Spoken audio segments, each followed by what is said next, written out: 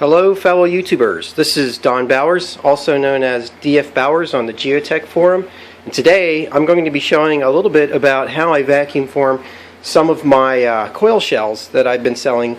I've made about 450 of these to date, and the process is somewhat involved, but I just want to show that it can be done by the home the home manufacturer. So you can do complex shapes like this little one here for a double D coil. I use wood for all my forms. Today I'm going to be making a two-part clamshell, and this is what it looks like. It's a blank, and what we do is I have a couple little attachments for this. This is one for the clevis attachment here, and it's removable, so I can make different sizes.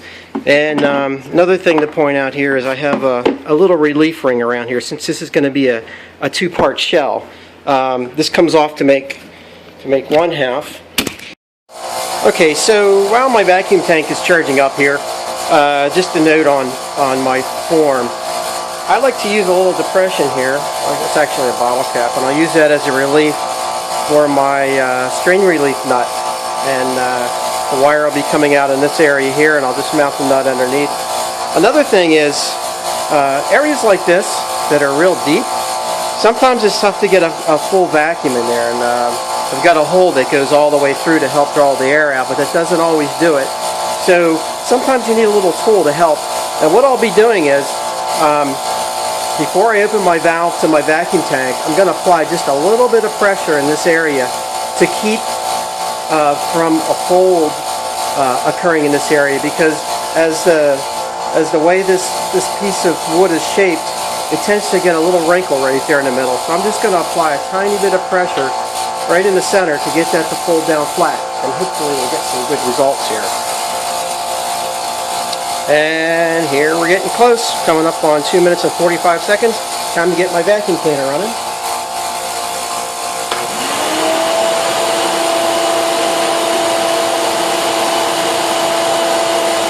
Coming out of the oven.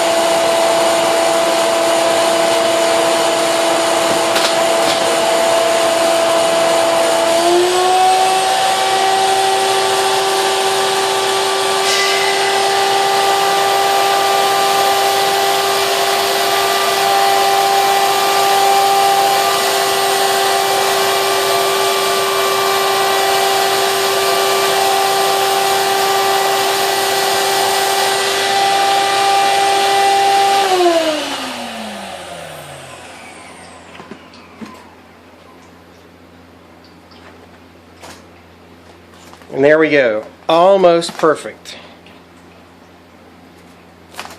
So we're going to do the same thing for the second half. I'll just take this and whack it on the edge, and hopefully that piece of wood will come out of there. It's usually not too hard to get out, but I'm just going to flip this over, and we're going to do the second half. I'm not going to show that on the video because it's completely redundant, but I'll be back in a few minutes and I'll show you how I cut these things and fit them together. Alright, inside number 2 into the wife's oven.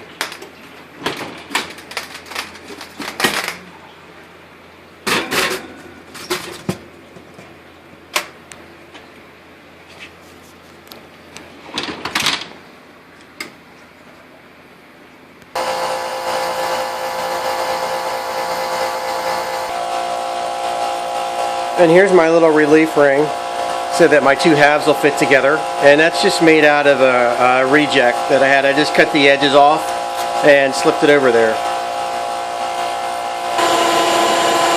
Here we go.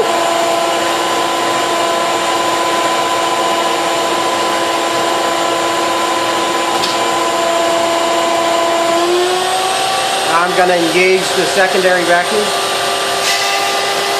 It pulls down real nice and tight.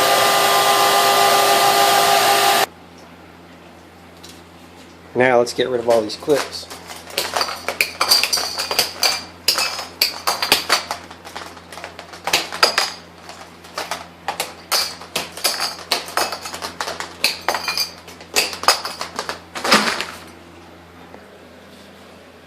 Alright, now I'm going to show you how I get this wooden form out. This required some thought. I think professional vacuum forming outfits actually blow their forms, or they blow pressure backwards through the vacuum system and pop the plastic off of their form. But I came up with another way. Just a little wooden rack. Here's my form.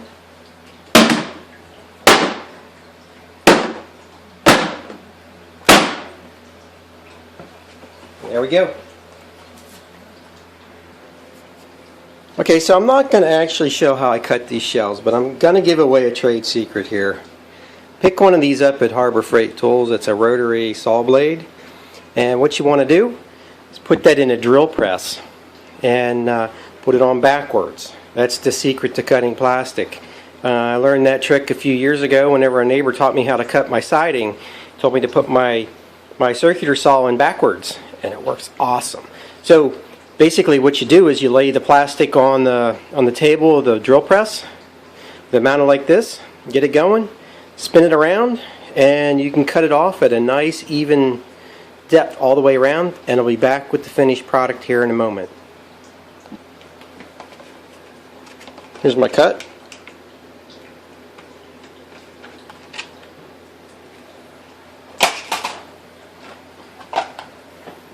Here's how the halves go together.